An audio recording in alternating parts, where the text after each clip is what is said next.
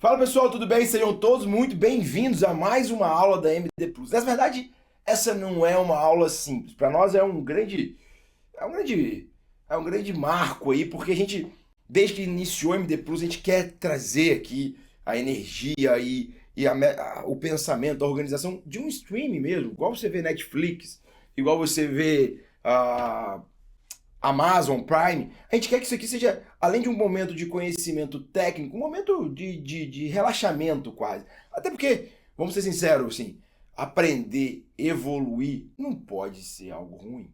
Se tiver sendo algo ruim para você, tem que parar um pouquinho. Então, nosso grande propósito com a MD Plus é trazer um pouco dessa, não vou dizer descontração, mas essa criatividade para trazer ensinamento, insight e evolução médica. Então, hoje a gente vai lançar aqui o nosso primeiro episódio da nossa série de fluidos. Vocês já estão vendo aí, a gente tem construído séries de infecção e tudo mais, mas a gente vai trazer uma trilha aqui. E essa série ela vai ser dividida em alguns capítulos que serão lançados ao longo do nosso período. E hoje, para a gente começar essa série, não seria diferente. A gente precisa, dentro dessa nossa metodologia de ensino aqui da MD Plus, a gente precisa trazer para vocês alguns conceitos. Então, a primeira fase da nossa série, o primeiro episódio da nossa série, vai ser um episódio conceitual. Mas eu te imploro, por tudo que é mais sagrado, que você não passe, não adiante e até não acelere esse vídeo. Deixa ele aqui, ó, devagar, para você sedimentar, para você aprender. Eu prometo que eu vou tentar não alongar demais e prometo que vou ser o mais didático com a explicação sobre fluido, para que você não precise nem acelerar nem passar esse vídeo, esse primeiro episódio da nossa série de fluido aqui da MD Plus, tá bom? Então, vamos lá, sem mais delongas, conceitos sobre fluido. Fundamental para a gente poder bypassar aí e começar realmente a saber o que fazer na beira do leito sem muita decoreba. Então eu quero trazer para vocês, primeiro, alguns conceitos. A gente vai dividir a ressuscitação, o uso de fluido, em aqui 4 etapas. O Roses, que é esse artigo bacana, ele dividiu ele aqui em 4 etapas, tá bom? Eu basicamente não gosto de dividir ela tanto em 4 etapas. Eu coloco mais aqui na fase de ressuscitação, na fase aqui de estabilização, que a gente fala, e na fase de ressuscitação. A gente vai falar sobre essas 3 fases ao longo da nossa série aqui. E eu ainda destaco que eu gosto de mostrar aonde mais ou menos cada uma dessas fases você vai aplicar, e está aqui em cima. A fase de ressuscitação vai ser aplicada em pronto-socorro, UTI, a PH, enfermaria, talvez até no PSF.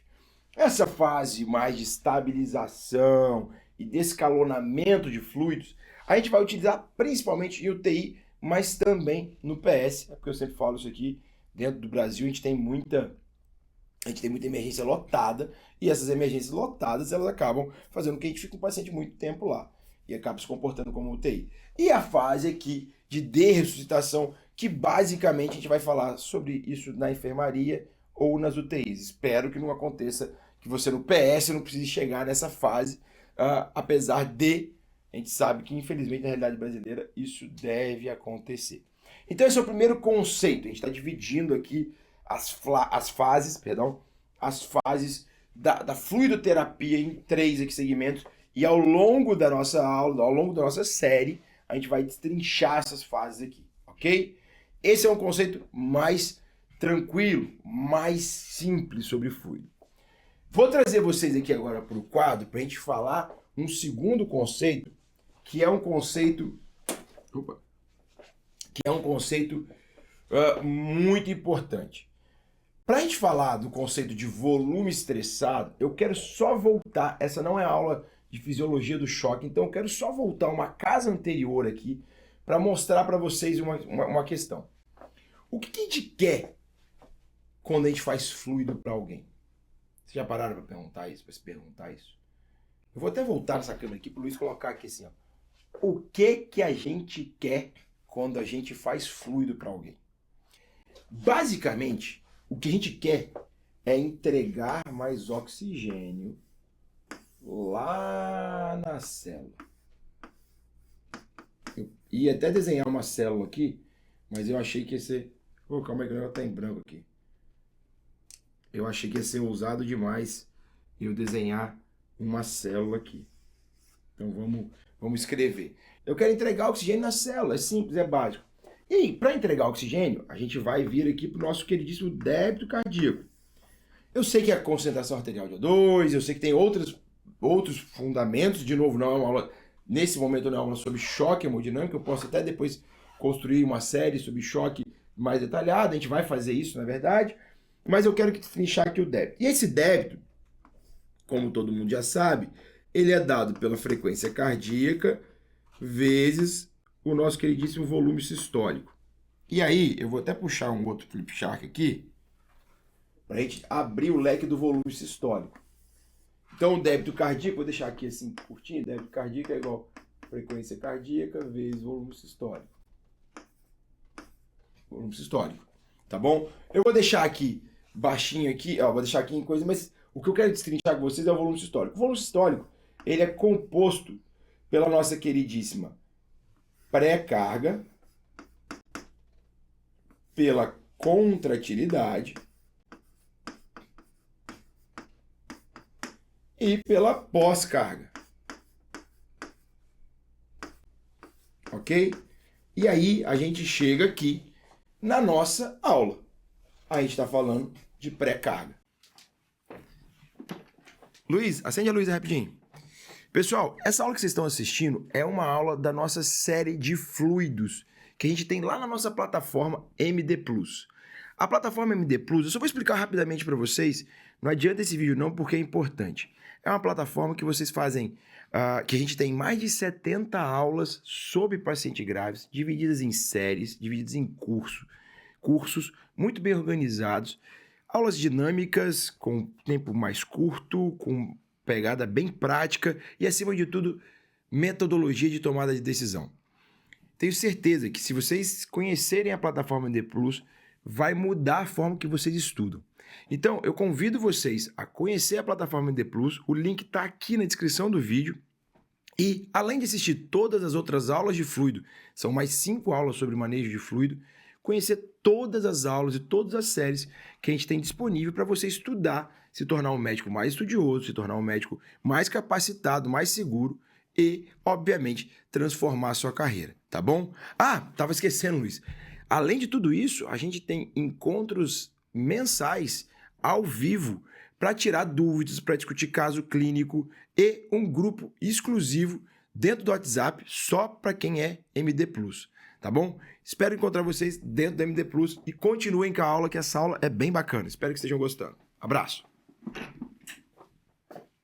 Então, quando eu faço volume para alguém, eu quero que este volume ele chegue ao coração, esse fluido chegue ao coração,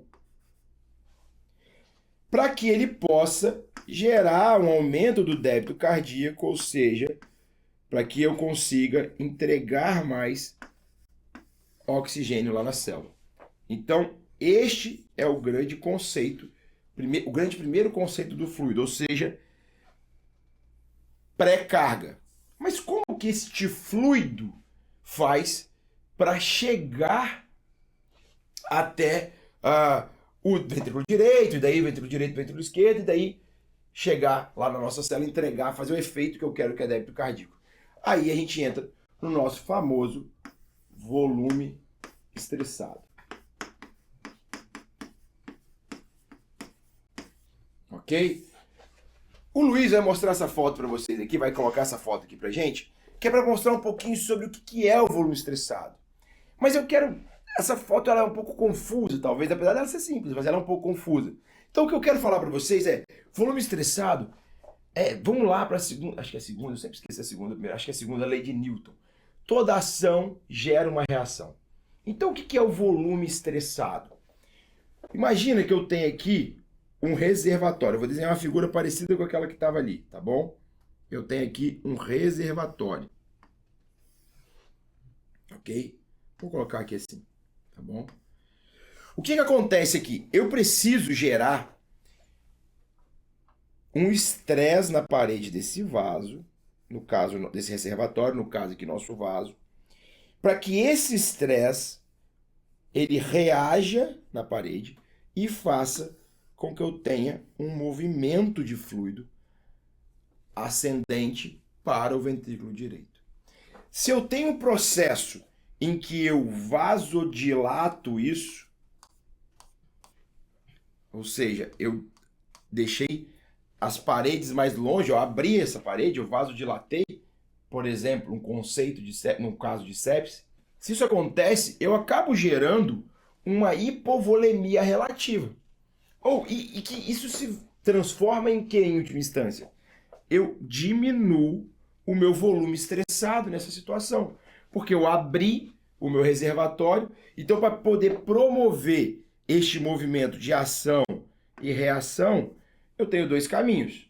Ou eu tento fazer vasoconstrição nisso, que é um outro momento da aula nossa de droga vasoativa e tudo mais.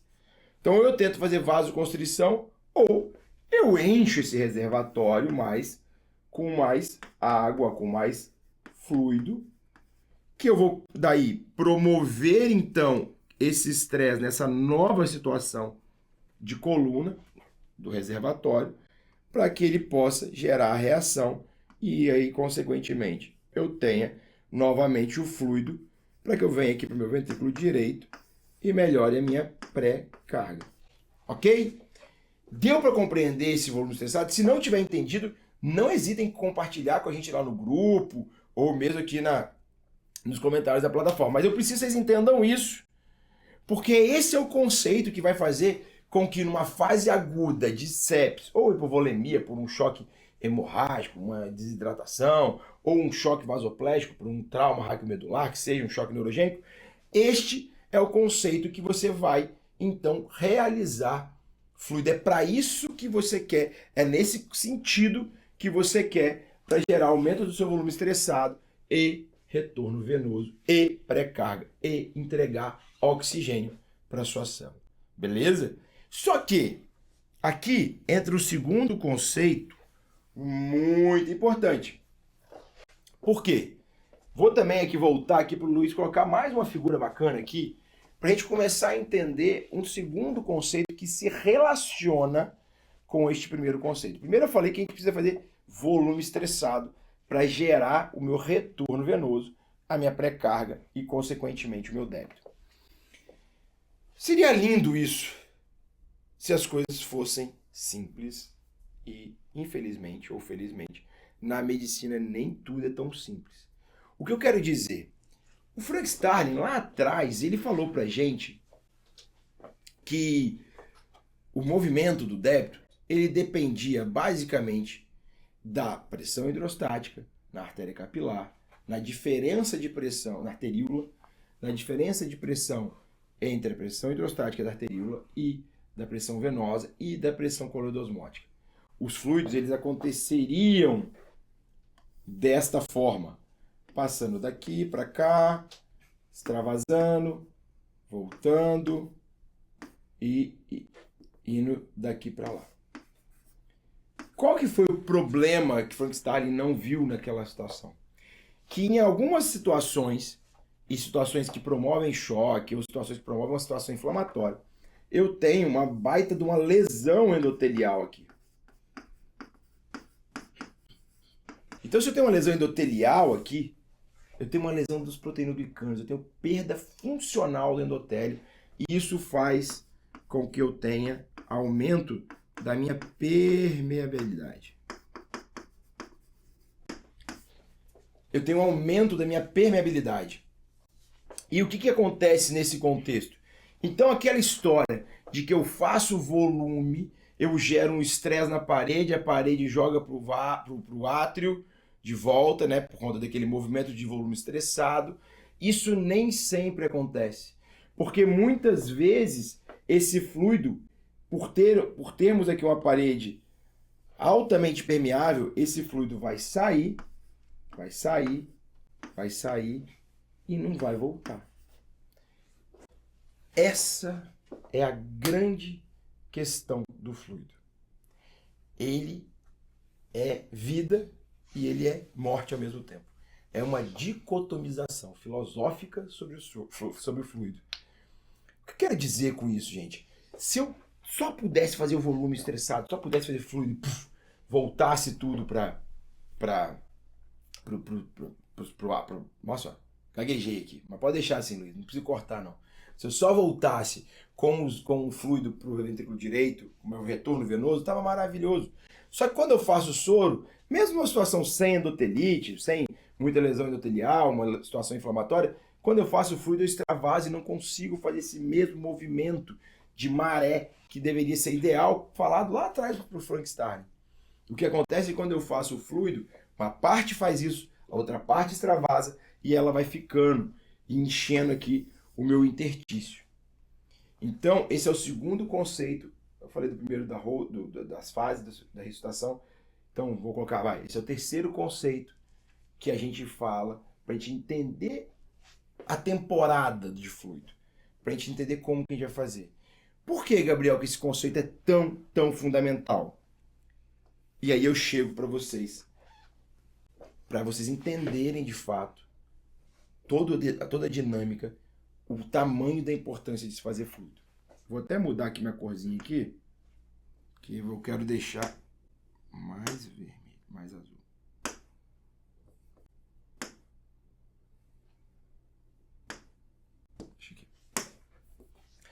Vamos lá. O que então, dentro desse conceito todo, qual que é o problema? E aqui eu gosto de fazer uma seguinte analogia. Vocês lembram lá do alvéolo de vocês? Provavelmente, o alvéolo a relação alvéolo-capilar é a principal disparada, a melhor estrutura de troca oxigênio tecidual que existe no nosso corpo. E aí olha que legal, uma coisa que vocês não percebem de uma maneira geral e que até aqui nessa figura vai ficar até legal de ver como que as coisas extravasam, e eu vou só esquematizar para vocês enxergarem o líquido fora do vaso. Porque no fim das contas, quando eu tenho um edema pulmonar ou um aumento da água extravascular pulmonar, em qualquer situação que seja cardíaca, SARA, enfim, não importa. O que acontece aqui? Eu estou piorando a minha área de troca, eu estou enchendo de água essa superfície de troca, que acontece no pulmão e em qualquer outro órgão. Quando isso acontece, o que você vê acontecer lá no seu oxímetro? Você vê sua saturação cair, e você fica desesperado, não é? Desesperado no bom sentido, você quer tratar e resolver esse problema. O que acontece aqui é que o seu oxigênio que está aqui, ele não está conseguindo vir para cá, porque eu tenho muita água aqui no meio. Por que você acha que nesta situação em que o pulmão está sofrendo, os outros órgãos não estarão sofrendo? Então, o grande problema de se fazer fluido, a grande questão hoje em dia, que a gente fica o tempo inteiro discutindo é: eu preciso fazer fluido, se eu precisar aumentar o oxigênio, a gente vai falar isso no segundo ou terceiro capítulo da série, mas eu preciso fazer fluido para aumentar meu débito cardíaco, para poder gerar entrega de oxigênio.